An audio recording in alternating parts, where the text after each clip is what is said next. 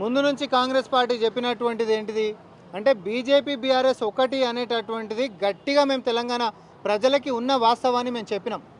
First of all కవిత గారికి ధన్యవాదాలు. ఎందుకంటే బీజేపీ బీఆర్ఎస్ ఒకటి మాత్రమే కాదు, మీరు జైల్లో ఉన్నప్పుడు ఏకమైపోయేటటువంటి ప్రయత్నాలు కూడా జరిగినాయని చెప్పి స్వయాన మీరే ఈరోజు మీడియా ముఖంగా చెప్పడం అనేటటువంటిది బీజేపీ బీఆర్ఎస్ యొక్క అవినాభావ సంబంధాన్ని, అక్రమ సంబంధాన్ని బయటపెట్టినందుకు ధన్యవాదాలు అంటున్నాం.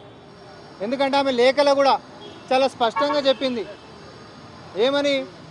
ఎంపీ ఎన్నికలలో బీఆర్ఎస్ తనకి తాను త్యాగం చేసుకొని బీజేపీ పార్టీని గెలిపించేటటువంటి కృషి చేసినటువంటిదైనా, లేకపోతే ఎమ్మెల్సీ ఎన్నికలప్పుడు అభ్యర్థులనే నిలబెట్టిపోయకుండా ఎమ్మెల్సీ బీజేపీ వాళ్ళని గెలిపించడానికి ప్రయత్నించినటువంటిదైనా, ఇవన్నీ కూడా బీజేపీని పెంచనీకే పోషించనీకే బీఆర్ఎస్ పార్టీ తనకు త్యాగం చేసుకున్నటువంటి తీరుని కాంగ్రెస్ పార్టీ ఎప్పటి నుంచో చెప్తా ఉన్నాం. తెర ముందు మాత్రమే కోడిపుంజు లెక్కలు కొట్లాడుకుంటుంటారు, తెర వెనకాల మాత్రం వీళ్ళు దోస్తులే, ఇక్కడ గల్లీలలో మాత్రమే డైలాగులు ఉంటాయి, కానీ ఢిల్లీలోకి పోయినప్పుడు మాత్రం డైవ్లే ఉంటాయి అనేటటువంటి మేము చాలాసార్లు చాలా సందర్భాలలో చెప్పినాం.